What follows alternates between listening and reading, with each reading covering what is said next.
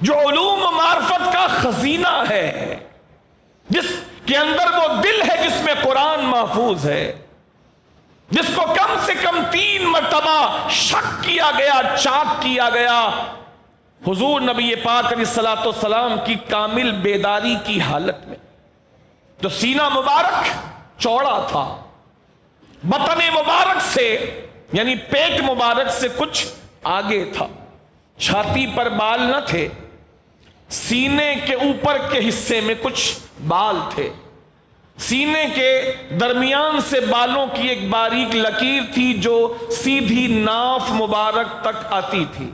مبارک پیٹ پر سائیڈوں میں بال نہ تھے اللہ کے نبی علیہ الصلوۃ والسلام کے۔ سینے مبارک سے اب آ جائیں پشت مبارک پر، بلکہ شانوں پر آ جائیں، شانے، سینہ مبارک، شانے، کاندھے۔ حضرت علی مولا مشکل کشا شیر خدا رضی اللہ تعالیٰ، حضرت ہند بن ابی حالہ، حضرت ام معبد، حضرت برا بن عازب اور جتنے بھی حضور کے حلیے کو کوٹ کرنے والے ہیں، حضور کے شانوں کے بارے میں ارشاد فرماتے ہیں، حضور کے کاندھوں کے بارے میں کہا، حضور کے کاندھے گوشت سے خوبصورتی کے ساتھ مزین تھے، پتلے شانے نہیں تھے،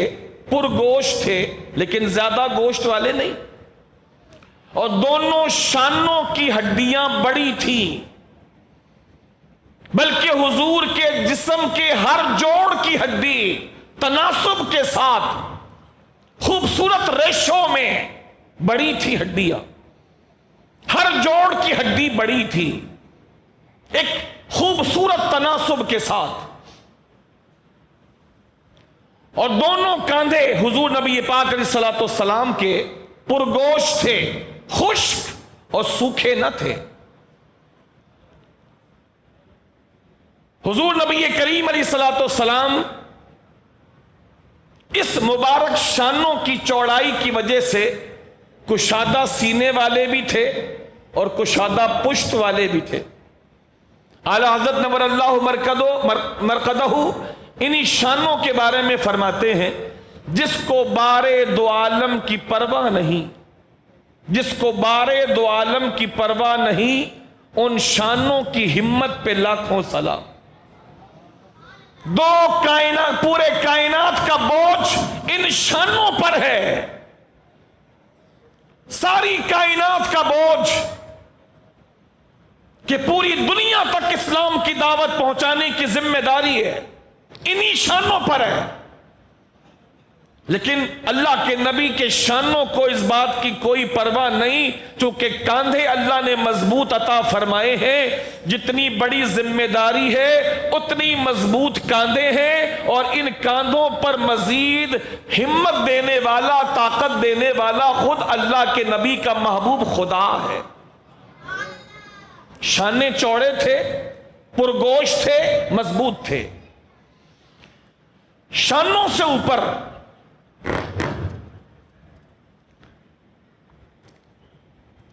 حضور نبی پاک علیہ الصلوۃ والسلام کی مبارک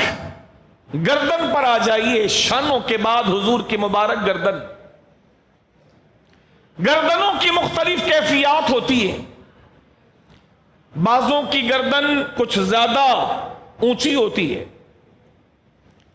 بعضوں کی گردن کاندھے سے جڑی ہوئی ہوتی ہے، جس میں ایک عیب معلوم ہوتا ہے کہ اس کی گردن گویا اس کے کاندھے سے چمٹی ہوئی ہے، بعضوں کی گردن ان کے شانوں سے کچھ زیادہ دراز ہوتی ہے کہ دیکھنے والے کو وہ منظر خوبصورت نہیں بلکہ عیب زدہ لگتا ہے۔ میرے نبی علیہ الصلوۃ والسلام کی مبارک گردن کیسی تھی، یہ صحابہ کی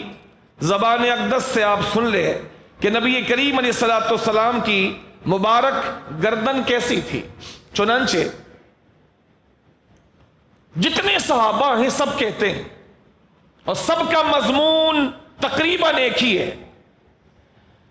سب کہتے ہیں نبی کریم علیہ الصلوۃ والسلام کی مبارک گردن اتنی خوبصورت تھی، چھوٹی نہیں تھی، بہت اونچی بھی نہیں تھی، بہترین تناسب کے ساتھ دراز تھی، لمبی تھی، نہ بہت لمبی کہ بری لگے، نہ کم کہ ایسا لگے کہ گردن کاندھے میں پیوست ہو گئی۔ خوبصورتی کے ساتھ نبی کی مبارک گردن دراز تھی، دیکھنے والے بلا تکلف کہا کرتے تھے کہ نبی کی گردن گویا ایسے ہے جیسے کسی نے چاندی کو پگھلا کر کسی خوبصورت سانچے میں خوبصورتی کے ساتھ چاندی کو ڈھال لیا ہو، پھر چاندی کو صاف کیا ہو کہ چاندی چمکدار ہو گئی ہو، تو چاندی اپنی چمک کے اعتبار سے جس طرح لوگوں کی نگاہوں کو خیرہ کرتی ہے اور اپنی سفیدی کی وجہ سے جیسے چاندی لوگوں کو متعجب کرتی ہے، میرے نبی کی گردن مبارک ایسی تھی جیسے چاندی کو کسی سانچے میں ڈھال کر بنایا گیا ہو، چاندی کو کسی سانچے میں ڈھال کر بنایا گیا ہو۔ اور ایک بزرگ ارشاد فرماتے ہیں صحابہ میں سے، فرمایا نبی کریم علیہ الصلوۃ والسلام کے پورے جسم کا رنگ صرف سفید نہیں تھا، حضور نبی کریم علیہ الصلوۃ والسلام کے جسم مبارک کا رنگ صرف سفید نہیں تھا کہ پیور وائٹ ہو، بہت زیادہ سفید رنگ بھی لوگوں کے لیے اٹریکٹیو نہیں ہوتا، پرکشش نہیں ہوتا۔ جو رنگ سبوں کو مائل کرتا ہے اور سبوں کے لیے جاذب نظر ہوتا ہے، وہ رنگ پیور وائٹ نہیں ہے، بلکہ وہ رنگ وہ ہے کہ سفیدی کے اندر، گورے پن کے اندر کچھ سرخی ملی ہوئی ہو، سرخی ملی ہو، نہ گندمی رنگ نہ پیور وائٹ رنگ۔ تو لوگوں نے پوچھا پھر نبی کا رنگ کیسا تھا؟ بالکل سفید نہیں تھا اور گندمی رنگ کا بھی نہیں تھا، تو پھر کیسا تھا؟ کہا یوں سمجھو کہ چاندی کی سفیدی ہو اور سونے کا سنہرا پن ہو، سونے کی لالی ہو اور چاندی کی سفیدی ہو، چاندی کی سفیدی میں مخصوص ریشوں کے ساتھ، مخصوص تناسب کے ساتھ اس چاندی کی سفیدی میں اگر سونے کا سنہرا پن اور سونے کا لال پن مکس کیا جائے تو کتنا خوبصورت رنگ بنتا ہے کہ سرخی مائل سفیدی کہ ایسی سفیدی جس میں سرخی کا بھی رنگ موجود ہو۔ فرمایا جو یہ رنگ بنے گا سفیدی کے اندر، جو سرخ رنگ کو ملایا جائے اور ایک خاص کنٹریکشن کے ساتھ جو رنگ سامنے آئے اور جو کائنات میں کسی کا رنگ نہ ہو، وہی رنگ محمد مصطفیٰ علیہ الصلوۃ والسلام کا تھا۔ یہ بہترین کنٹریکشن، نہ پیور وائٹ کہ دیکھنے کو برا لگے، اتنا سفید کہ کوئی جاذبیت نہیں، کوئی اٹریکشن نہیں، کوئی اس کے اندر کشش نہیں، اور نہ گندمی رنگ کہ کوئی کہے کہ سیاہی مائل ہے، بلکہ رنگ ایسا کہ چاندی کی سفیدی میں سونے کی سرخی مخصوص ریشوں میں، مخصوص تناسب میں ملائی جائے اور پھر کوئی رنگ بنے،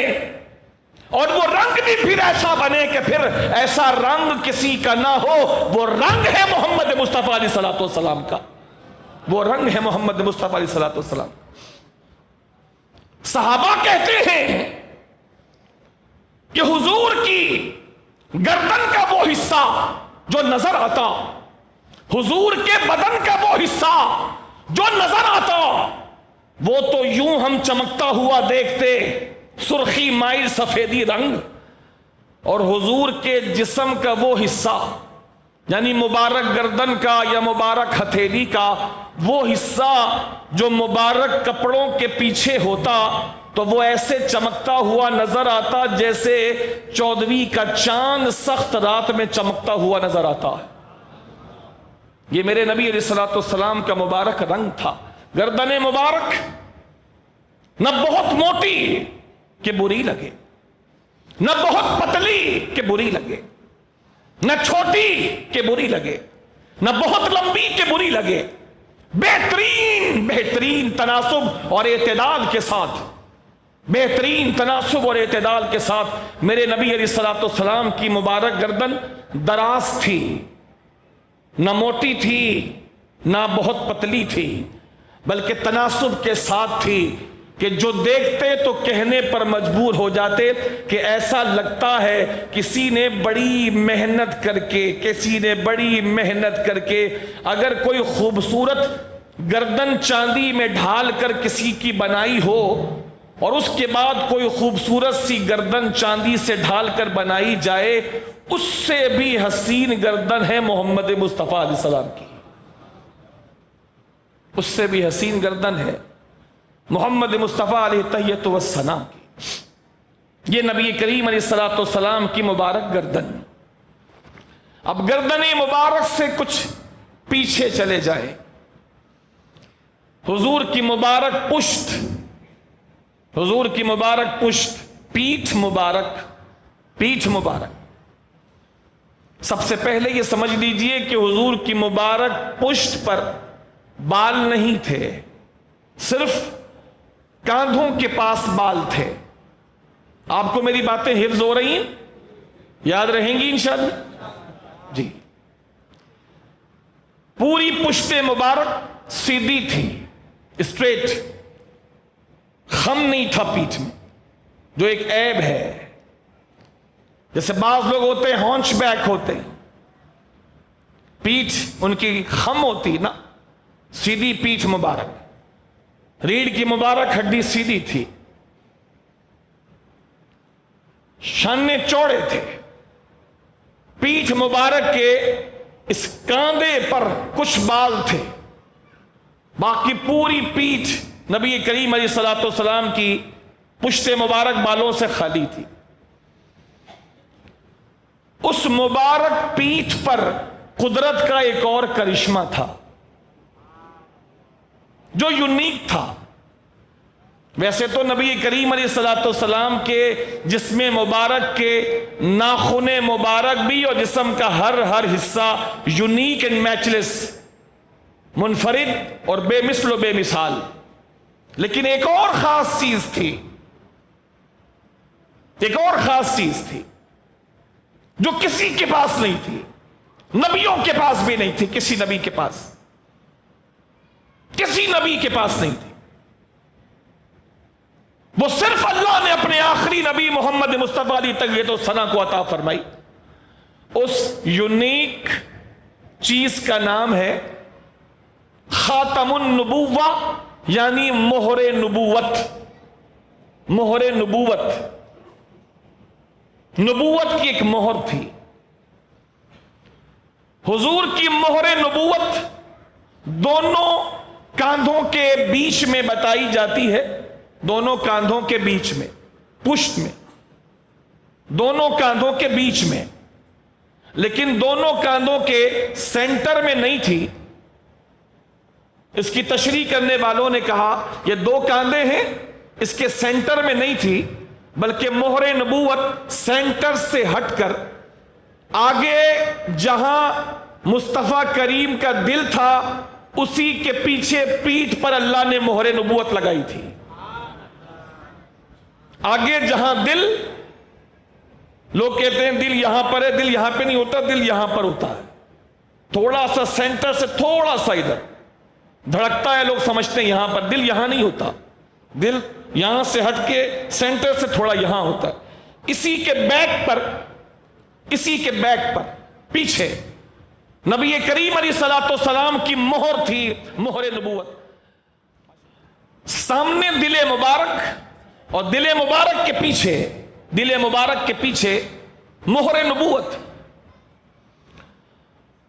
सेंटर में नहीं, थोड़ा सेंटर से हटकर दिल के बिल्कुल पीछे। साइज क्या था उस मोहरे नबूवत का? साइज क्या था? वो मोहरे नबूवत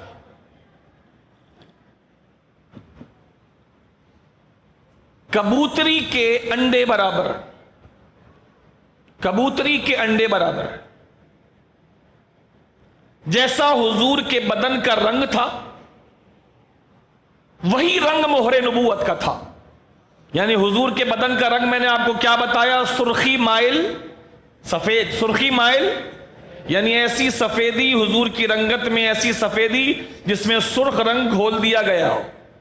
सुर्खी माइल सफेद, जिसको हम कहते हैं सुर्ख और सफेद, सुर्ख और सफेद रंगत वाला, सुर्ख और सफेद रंगत वाला। क्या सुर्ख और सफेद रंगत है इसकी, जिसको बेहतरीन रंग शुमार किया जाता। तो हुजूर के मोहरे नबूवत का रंग भी सुर्ख और सफेद था। साइज कबूतरी के अंडे बराबर, हुजूर के पुश्ते अनवर पर पीछे।